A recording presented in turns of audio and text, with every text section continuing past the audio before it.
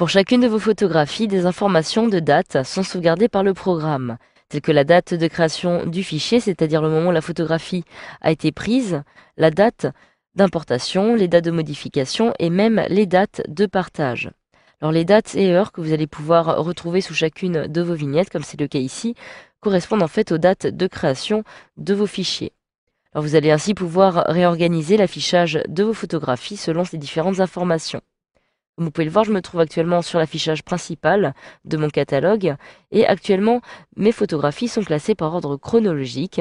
En effet, lorsque je place mon curseur ici juste en haut, je retrouve une forme de tri et celles-ci sont actuellement triées par ordre chronologique de la plus récente à la plus ancienne. Alors je peux à tout moment modifier cet ordre en cliquant ici et en cliquant cette fois-ci sur plus ancien. Automatiquement, je me retrouve ici en fin d'affichage. Si je me déplace tout en haut comme ceci à l'aide de ma petite barre de défilement, je retrouve ici la photographie la plus ancienne, elle est de 2001 et je vais ainsi pouvoir accéder à la photographie la plus récente en me déplaçant vers le bas.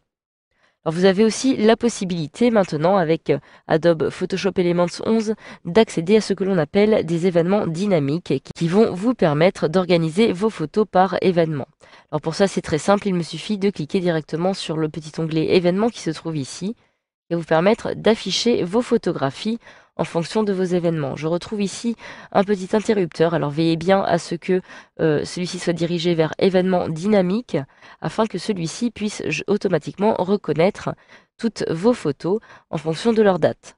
Je retrouve alors mes supports, mes différents formats de photographie qui sont actuellement organisés en fonction de la date, comme cela est indiqué, mais je peux aussi décider de les organiser en fonction de l'heure en cochant cette petite case.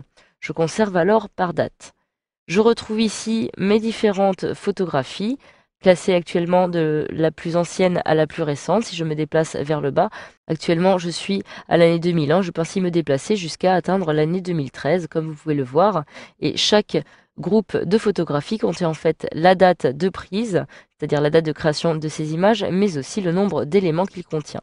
Alors comme vous pouvez le voir juste à droite, vous disposez d'un petit calendrier qui va s'avérer très utile, en effet, qui va vous permettre justement de retrouver dans un premier temps vos images en fonction de leur année.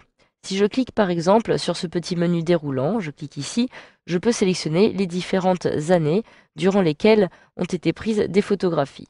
Par exemple, je remarque qu'en 2012, aucune photographie n'a été prise parmi celles dont je dispose actuellement dans mon catalogue. Si je souhaite par exemple voir les différentes photographies qui ont été prises durant l'année 2009, je clique alors sur 2009 et automatiquement, comme vous pouvez le voir, je peux accéder à ces différentes photographies dans la zone d'aperçu sur la gauche. Dans mon calendrier, qui se trouve ici, il y a certains mois qui apparaissent en gras et de couleur bleue. Il s'agit en fait des mois qui contiennent des photographies. Par exemple, le mois de janvier est vide. En effet, si je clique dessus, je ne dispose d'aucune photographie. Mais si je clique maintenant par exemple sur le mois d'août, je clique alors sur août, comme vous pouvez le voir, je retrouve ici dans ma zone d'aperçu les différentes photographies qui ont pu être prises pendant le mois d'août. C'est le cas ici le 3 août, le 6 août, le 9 août et le 10 août. De la même façon, je peux maintenant accéder à ces diverses photographies par jour, en effet à l'aide de ce petit calendrier qui apparaît ici et qui justement me permet de retrouver tous les jours du mois d'août. Et je retrouve de la même façon certains jours qui sont entourés d'un petit encadré bleu. Il s'agit justement des jours qui contiennent différentes photographies. Par exemple, si je clique sur le jour du 10 août 2009, en cliquant ici, je retrouve 3 photographies, comme cela m'est indiqué ici, qui ont été prises à cette date. Il me suffit de réaliser un double clic dessus pour y accéder automatiquement. Comme vous pouvez le voir, je retrouve bel et bien mes 3 photographies. Pour revenir à l'affichage de mes photographies, je retourne sur Précédent, je clique ici, et je retrouve alors directement mon petit calendrier. Alors pour naviguer, eh bien, il vous suffit tout simplement d'utiliser la petite barre de défilement comme ceci pour pouvoir vous déplacer facilement parmi vos différentes photographies. Alors vous avez aussi la possibilité d'afficher vos images par période.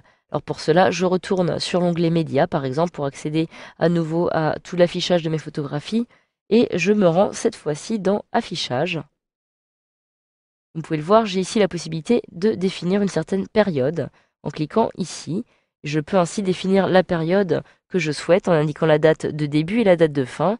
Si je souhaite par exemple retrouver toutes les photographies de l'année 2009, il me suffit de cliquer ici. Je clique et je sélectionne par exemple 2009. le 1er janvier 2009 allant au 31 décembre 2009. Je modifie donc à nouveau l'année comme ceci à l'aide de mon clavier. Je clique sur OK. Automatiquement, je peux retrouver de cette façon toutes les photographies de cette année 2009 et je peux me déplacer facilement comme ceci à l'aide de la petite barre de défilement et je peux aussi les classer à nouveau de la plus récente à la plus ancienne ou de la plus ancienne à la plus récente directement en utilisant ce petit outil de filtre. Enfin, vous avez aussi la possibilité de réaliser des recherches selon d'autres critères de date. Pour cela, c'est très simple, il me suffit de cliquer sur Rechercher et j'ai la possibilité de rechercher par historique. Alors une fois que vous avez réalisé votre recherche, vous pouvez vous rendre cette fois-ci dans l'affichage afin d'effacer la période, comme ceci, pour retourner à l'affichage complet de vos photographies. Enfin, vous avez aussi la possibilité de rechercher vos images selon d'autres critères de date. Pour cela, je me rends dans le menu Rechercher qui se trouve ici et je peux réaliser une recherche par historique, par exemple, afin de retrouver toutes les photos en fonction de leur date d'importation. Je clique alors sur Importer le et je retrouve ici un petit récapitulatif de toutes mes photographies avec le support depuis lequel celles-ci ont été importées, la date et l'heure de l'importation et à droite le nombre d'éléments, c'est-à-dire le nombre de photographies importées.